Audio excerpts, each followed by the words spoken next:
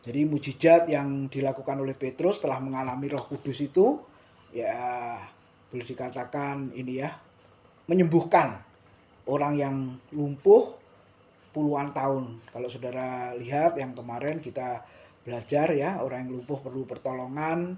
Nah, aplikasinya orang berdosa perlu pengampunan. Jadi si lumpuh ini digambarkan seperti saya dan saudara dulu yang tadinya orang berdosa. Nah, kita sekarang sudah di dalam Kristus, kita sudah ditolong dan sudah diampuni segala dosa kita. Lalu yang tadi menguatkan ya, Pak Adi berkata, nanti kalau kembali pun ya kita ke rumah Bapa karena kita punya Bapa. Ya, Bapa kita kan ada di surga, itu ya. Masih ingat doa Bapa kami. Bapa kami ada di surga. Jadi sebenarnya sudah tidak perlu diragukan lagi sebenarnya. Ya, apakah nanti kita bersama Bapa di surga loh, sudah jelas ya, bagikan anak pasti ingat pulang, ingat rumah, ingat Bapa. Oh, namanya anaknya. Nah, jadi sebenarnya perjalanan hidup kita ini yang kita lakukan ya bukan untuk mendapatkan hidup yang kekal. Nah, itu kadang-kadang ada yang masih bingung dan bertanya, loh Pak, kita ini setia melayani, memberi persembahan kan supaya kita dapat hidup yang kekal. Loh bukan, kita sudah dapat hidup yang kekal kan begitu ya saudara. Nah, kita melakukan ini karena menyenangkan hati Bapa kita, taat kehendaknya. Nah, masih ada konsep berpikir yang kebalik seperti itu. Nah, saya berharap malam hari ini ketika bersekutu di dalam firman Tuhan, kita selalu dikuatkan di sana. Memang dalam pergumulan hidup ya kadang ragu. Ya, kita ingat di firman Tuhan itu Yohanes Pembaptis saja ragu, saudara. Ketika dia masuk penjara ya, dimasukkan penjara itu, ditangkap itu, dia ragu. Waktu para murid itu berkunjung, Yohanes Pembaptis itu minta tolong menanyakan apakah yang melakukan mujizat yang dia dengar itu benar-benar Mesias loh. Padahal Yesus itu sudah dibaptis. Nah, jadi sekelas Yohanes Pembaptis, hamba Tuhan saja, kadang bisa ragu ketika mengalami pergumulan. Ya, apalagi kita ya saudara. Makanya perlu firman lagi untuk mengembalikan, menguatkan kita saudara, bahwa ada jaminan, ada kepastian ya di dalam Kristus. Ya, mau meninggal umur berapa? Tadi Pak Ruby bilang jam 3 sore ya Pak ya. Itu seperti orang yang bekerja di kebun anggur itu ya. Yang pagi-pagi jam 6 dipanggil, lalu jam 9 dipanggil, jam 12 dipanggil, jam 3 sore dipanggil, jam 5 sore dipanggil, kurang 1 jam, jam 6 selesai. Ya, iya Pak Rudi kok bisa mikir masuk jam 3 ya Pak ya? Seolah-olah sudah mendekati gitu ya, saudara. Nah, kalau kita sudah umur 50 ini berarti jam 12 ya Pak Rudi ya kira-kira ya. Oke, nah yang dikatakan di situ dipanggil jam berapapun tidak masalah, yang penting bekerja ya di situ ya, bekerja. Nah, lalu berikutnya kesimpulannya kemarin itu, nah ini ya, orang lumpuh tadi berharap materi tapi hanya duduk saja tanpa bekerja keras. Nah, ini sudah disampaikan Pak Bambang Selasa kemarin itu, iman dan pekerjaan. Jadi tidak bisa dipisahkan ya. Bekerja itu bukan kutuk ya, wong Allah saja bekerja. Jadi Bapa, Anak, Roh Kudus itu bekerja sampai hari ini. Masa kita tidak bekerja? Nah, konteks bekerja sekuler, rohani itu sebenarnya nggak ada. Ya, ayatnya di mana? Matius 20 itu, hal kerajaan surga bukan seumpama, hal kerajaan surga sama seperti orang yang bekerja di kebun anggur. Pekerja mencari kebun anggur. Biasanya perumpamaan kan digambarkan selalu seumpama. Tapi di Matius 20 dan 25 yang tentang talenta itu nggak disebut seumpama, tapi sama. Saudara, memang itu ada sejarahnya ya, yang membedakan antara ini untuk Tuhan rohani, ini untuk dunia. Memang ada itu Bapak Gereja pada abad ketiga itu Eusebius itu ya, saudara. Tapi itu dasarnya kurang kuat ya, nggak sesuai Alkitab. Apalagi ada pandangan bekerja itu dikutuk Tuhan, ya saudara. Ya persoalan setelah berdosa kemudian pekerjaan lebih berat itu memang iya, tapi pada dasarnya perintah bekerja itu jauh sebelum manusia jatuh ke dalam dosa. Jadi memang tetap bekerja, ya bekerja dan istirahat, ya istirahat dari hati yang jengkel ya saudara ya. Itu ya kalau kita bahas hari Selasa yang kemarin itu. Nah lalu tokohnya di Kisah Rasul 3, 4 itu Petrus dan Yohanes ya, sampai pasal 8 ya, penganiayaan itu Petrus dan Yohanes. Nah ini hamba Tuhan yang biasa, tapi menjadi luar biasa ketika memberitakan Yesus ya. Mereka berkata kepada si lumpuh, karena seolah-olah si lumpuh itu mengatakan kuasa kesembuhan berasal dari Petrus dan Yohanes. Padahal tidak ya, karena nama Yesus itu. Nah ini yang penting, setelah mengalami kesembuhan, setelah mengalami pertolongan Tuhan, apa yang dilakukan? Nah, si lumpuh dikatakan Alkitab masuk ke dalam bait Allah. Ya, selama ini hanya duduk dekat pintu gerbang bait Allah. Jadi ini respon yang tadi di awal kita mendengar. Jadi mengalami Tuhan yang baik dan indah dalam hidup kita, yaitu bagaimana setelah itu ketika memahami Tuhan yang baik, nah itu berpengaruh, berkorelasi dengan kehidupan kita yang baik, ya kita bisa menikmati hidup itu. Ya, saudara, bisa menikmati hidup itu. Jadi kalau ditanya kebahagiaan orang tua tadi, makanya saya bersyukur ya Pak Adi memberitahu itu ya. Kebahagiaannya orang tua itu apa ketika anak-anak, rumah tangga tadi ya sudah disebut itu. Bukan materi ya, tadi dikatakan kalau punya materi, rumah, mobil, bahagia. Oh, ada yang lebih dari itu ternyata ya, saudara-saudara. Nah, jadi apakah setelah diselamatkan? Nah, kita kan sudah diselamatkan sebenarnya. Ya. Bagaimana respon kita? Kalau si lumpuh tadi masuk ke bait Allah, nah bagaimana dengan kita? Semoga Tuhan masih memberi kesempatan hidup pada kita, bersyukur, sehat, ya secara fisik, kolesterol bisa di bawah 200 ya Pak Ari ya. Pak Adi, ini kita ini kadang 200 lebih dikit gitu ya, saudara. Yang lain kadang sudah di atas gitu ya. Ternyata Pak Adi lebih sehat dari saya, saudara-saudara. Itu. Nah, apa yang kita lakukan? Ya, materi setiap Rabu Pak Sarip mengatakan bukan untuk persiapan meninggal, enggak, saudara. Tapi bagaimana ketika Tuhan masih memberi kesempatan hidup ini, ya kita lakukan sebaik-baiknya, saudara-saudara, melibatkan Tuhan, ya, mengandalkan Tuhan dan sebagainya. Oke, sekarang pasal 3 ayat 11 dan seterusnya. Satu bagian ini Bapak Ibu kita baca. Boleh dikatakan ini sebenarnya lanjutan ya kisahnya. Judulnya memang di Lembaga Alkitab Indonesia, di Alkitab kita diberitahu khotbah Petrus, tapi sebenarnya bukan hanya khotbah tapi penjelasan bagaimana yang orang lumpuh itu tadi disembuhkan. Nah, gara-gara yang lumpuh disembuhkan, saudara, maka Petrus, Yohanes itu istilahnya bahasa sekarang itu ya dipersekusi gitu ya, saudara, oleh banyak orang, terutama oleh para pemimpin ya pada saat itu. Nah, coba kita lihat ayat 11.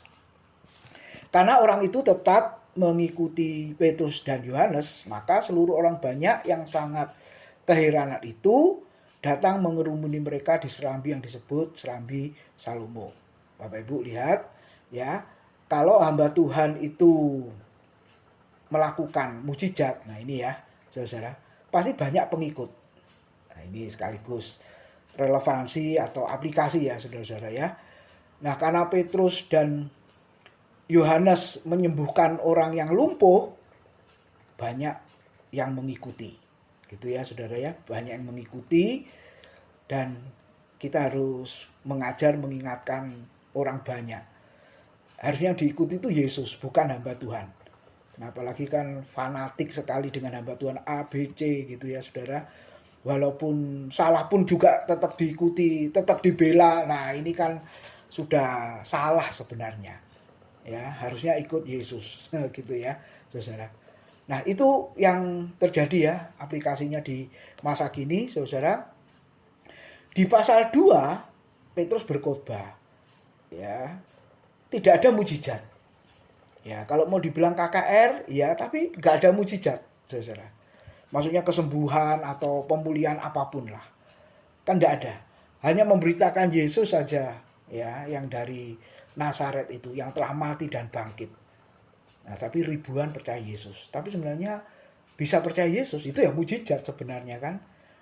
Tapi kalau di masa sekarang, mungkin tidak ada yang menjawab, bisa percaya Yesus adalah mujizat. Mujizat itu ketika sakit sembuh, ya, punya pergumulan ditolong. Nah, itu mungkin konsep berpikirnya mujizat, saudara. Dan harus kita ingat, saudara, maka Yesus yang jadi yang utama, yang harus diikuti, bukan hamba Tuhannya. Ya, kenapa? Ketika hamba Tuhan jatuh atau punya kelemahan, kan banyak yang kecewa, saudara-saudara. Ya, itu yang kadang terjadi, sehingga meninggalkan hamba Tuhan itu, meninggalkan pelayanan, bahkan meninggalkan gereja. Nah, itu yang terjadi ya, saudara. Makanya hari ini diingatkan kita ikut Yesus, bukan ikut hamba Tuhan, ikut tokoh-tokoh, ya, partai, ya, atau siapapun, saudara. Oke, lalu ayat 12.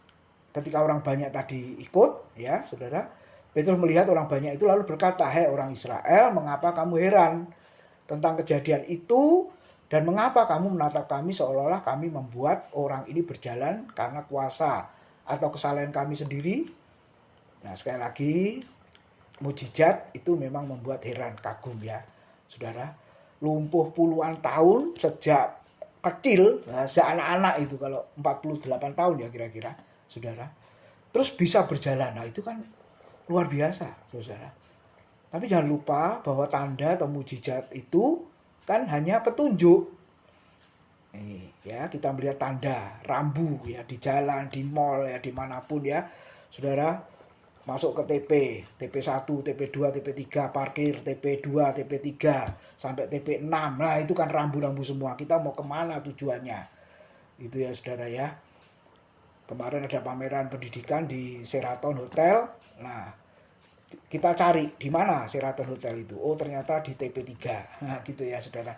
Tapi kan nggak berhenti di tanda TP3. Kita mesti berjalan ke arah yang ditunjukkan itu. Lalu ada seminar pendidikan di sana. Nah, hanya petunjuk.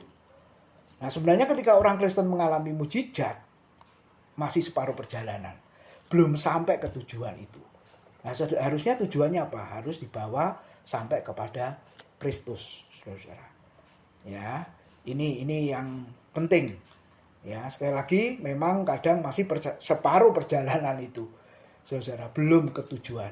Tapi biarlah ketika mengalami mujizat apapun, itu harus membawa pengenalan kita kepada Kristus. Nah, ketika Yesus mau naik ke surga, dia sudah berpesan di Markus 16 ayat 20 itu, bahwa dia turut bekerja. Allah turut bekerja melalui hamba-hambanya. Dan itu sudah dibuktikan ya pertama kali oleh Petrus dan Yohanes itu. Nah, coba lihat, saudara, Markus 16:20 tadi ya. Mereka pun pergilah memberitakan Injil ke segala penjuru, dan Tuhan turut bekerja dan meneguhkan firman itu dengan tanda-tanda yang menyertainya. Ketika memberitakan Injil, melayani Tuhan, percayalah Tuhan turut bekerja. Oke, lalu ayat 13-14, saudara. Kisah Rasul pasal 3 tadi ya. Allah Abraham, Ishak dan Yakub, Allah nenek moyang kita, telah memuliakan hambanya, yaitu Yesus yang kamu serahkan dan tolak di depan Pilatus. Walaupun Pilatus berpendapat bahwa ia harus dilepaskan. Tetapi kamu telah menolak yang kudus dan benar, serta menghendaki seorang pembunuh sebagai hadiahmu. Masih ingat ya, saudara-saudara? Barabas ya, saudara. Yesus Barabas itu yang dibebaskan, tapi Yesus Kristus itu yang disalibkan. Nah, ini menunjukkan selalu diulang Allah Abraham, Allah Ishak, Allah Yakub. Nah, ini menunjukkan bahwa Allah yang sama ya di dalam perjanjian baru, yaitu Bapa, Anak, dan Roh. Ya, di PL juga muncul, di PB muncul juga. Jadi Allahnya sama. Ya, saudara. Oke. Nah, Yesus Kristus disebut hamba. Yesaya 53 itu sangat jelas, hamba Tuhan yang menderita. Ya, walaupun yang kemarin itu viral ya, saudara, di YouTube itu ya, ada yang gak setuju, Yesus adalah hamba Tuhan. Dia adalah Tuhan sendiri. Iya, betul. Tapi ketika dia jadi manusia, kita mengatakan dia hamba yang menderita. Filipi 2 mengatakan hamba mengambil rupa hamba. ya, sampai mati di atas kayu salib. Ya sebenarnya tidak perlu dimasalahkan, tidak tahu kok ada heboh gitu ya saudara ya. Nggak setuju loh. Dalam konteks apa? Ya mestinya jelas di sini ya. Ayatnya juga banyak, sebagai manusia dia hamba. Di samping anak Allah dia juga hamba dari Bapa itu, dan hamba yang melayani dan sekaligus menderita sampai mati. Nah, Yesus disebut yang kudus dan benar tadi. Dan Alkitab berkata orang Israel menolak. Ya, Yohanes 1 ayat 11 mengatakan, aku datang kepada milik kepunyaanku, tapi orang-orang kepunyaanku tidak menerima. Nah, Yesus sudah tahu ya saudara ya, bahwa umat Israel yang sebenarnya miliknya tidak bisa menerima, bahkan menyalibkannya. Ya, kita bisa merasakan ya perasaannya bagaimana. Datang kepada miliknya, tapi miliknya menolak. Orang tua datang kepada anak yang adalah milik dari orang tua itu, tapi anak itu menolak. Betapa kecewanya yang namanya orang tua itu. Oke, kenapa saudara? Ya karena memang orang berdosa disebut buta dan picik. Bahkan disebut memilih pembunuh dibanding Yesus yang adalah orang benar. Ini ya saudara, kalau orang berdosa ya memang buta dan picik. Ya kalau saudara ngikutin apologet itu ya saudara-saudara, sudah jelas ya ayatnya ngomong begitu, penjelasannya sudah jelas begitu, tetap juga tidak bisa mempercayai. Nah kenapa saudara? Karena buta dan picik. Kenapa? Ya karena memang disebut ya orang berdosa. Nanti kita akan lihat bagian berikutnya, ada selubung yang menutupi hati dan pikiran sehingga tidak bisa mengerti. Makanya saudara, untuk belajar firman ini ya kita memang perlu pencerahan ya, hikmat dari Roh Kudus. Sebab kalau enggak kita juga akan kesulitan, saudara. Ayat 15 mengatakan, demikianlah ia pemimpin kepada hidup telah kamu bunuh, tetapi Allah telah membangkitkan dia dari antara orang mati, dan tentang hal itu kami adalah saksi. Yesus adalah pemimpin kepada hidup. Ya ini jaminan, saudara. Pertanyaannya, apakah ada pribadi atau tokoh lain yang menjamin hidup kekal?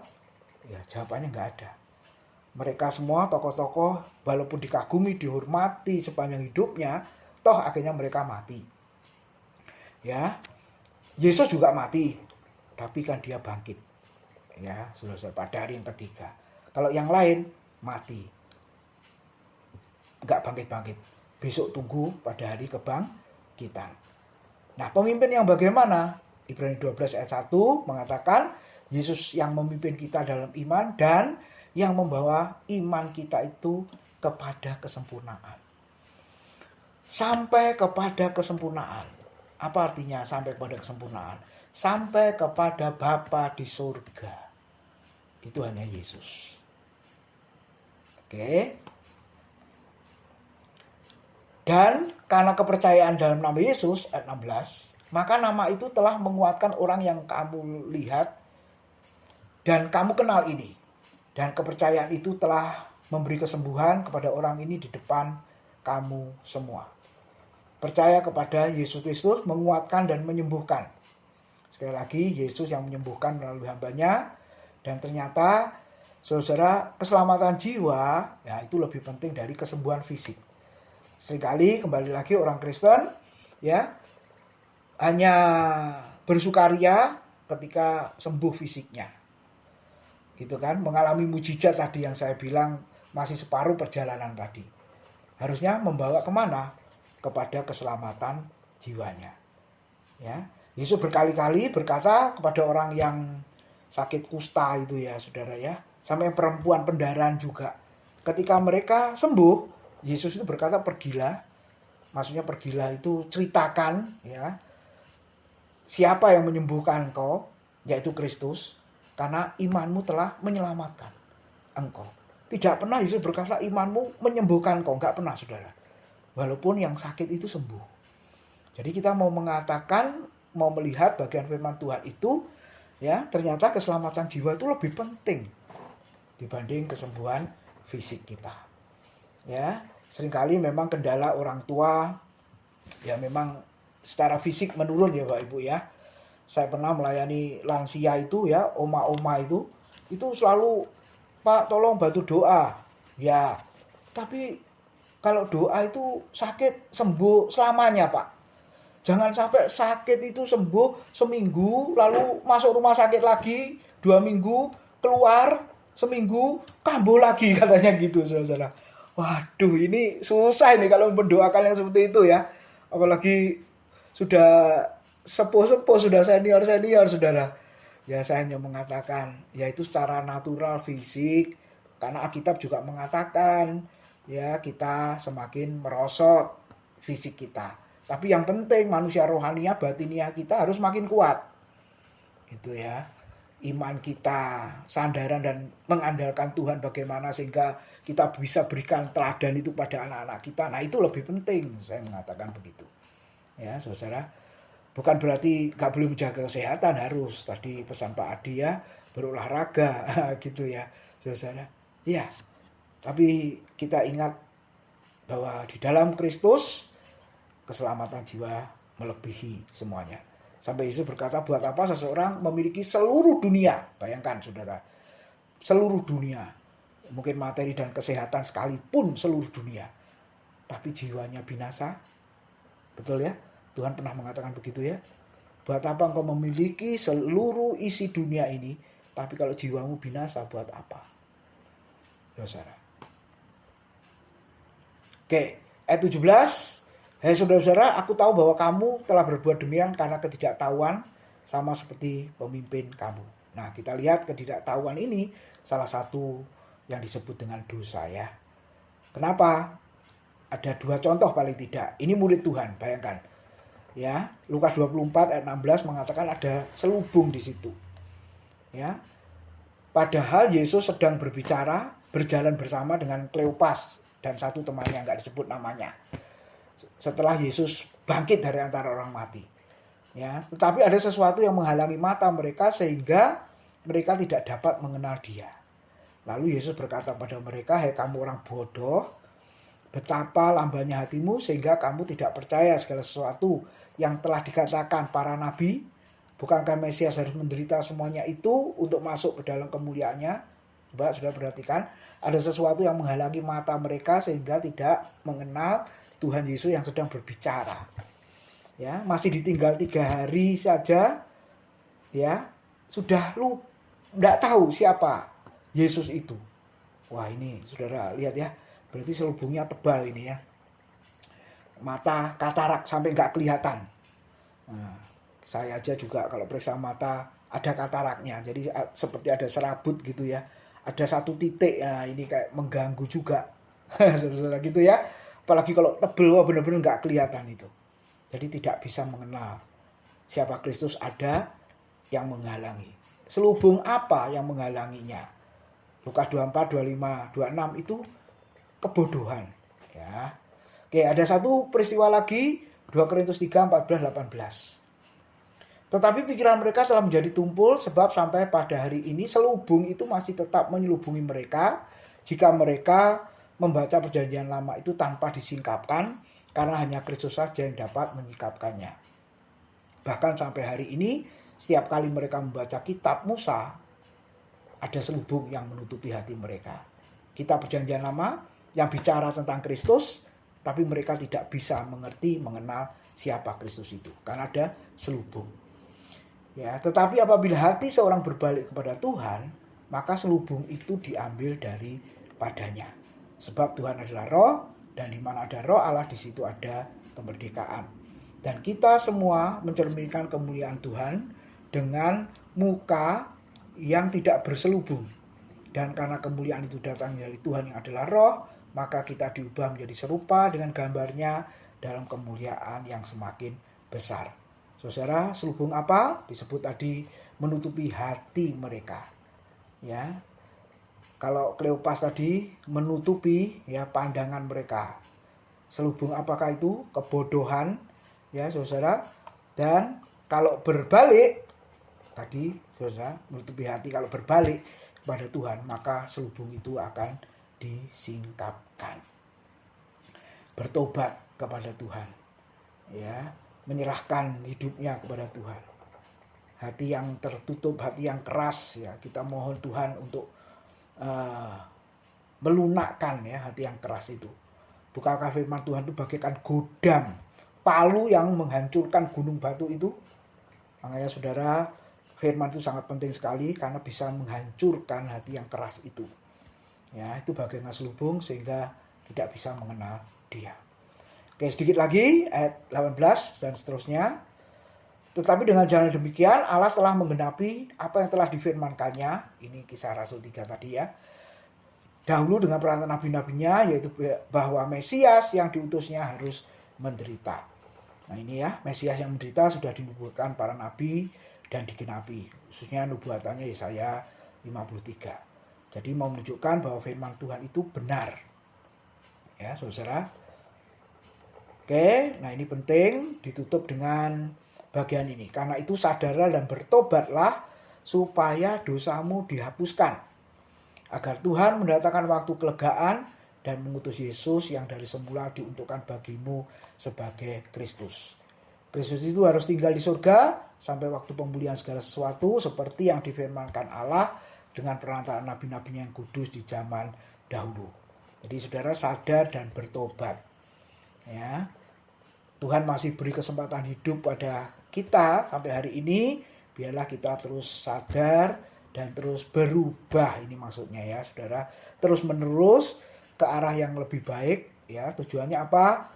Kita berkata seperti Kristus, ya, gitu ya Bapak Ibu, seperti Kristus.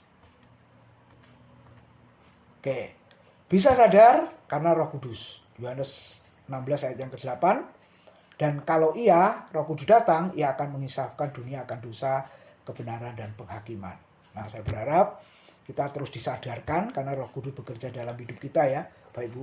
Dan setelah itu kita bisa terus hidup dalam perubahan yang terus menerus. Bukankah telah dikatakan Musa, Tuhan Allah akan membangkitkan bagimu seorang nabi dari antara saudara-saudaramu sama seperti aku. Dengarkanlah dalam segala sesuatu yang akan dikatakannya kepadamu.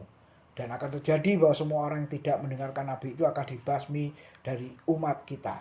Dan semua nabi yang pernah berbicara mulai dari Samuel dan sesudah dia telah bernubuat tentang zaman ini. Nah ini penggenapan dari Ulangan 18 ayat 18, ya Bapak Ibu. Walaupun sama saudara kita disalahpahami ayat ini, tapi sebenarnya firman Tuhan ini Musa menubuatkan tentang nabi yang akan datang sama seperti Musa dari orang Israel, itu adalah Yesus sendiri dan bukan yang lain. Dan perkataan Yesus harus didengarkan dan ditaati sampai hari ini.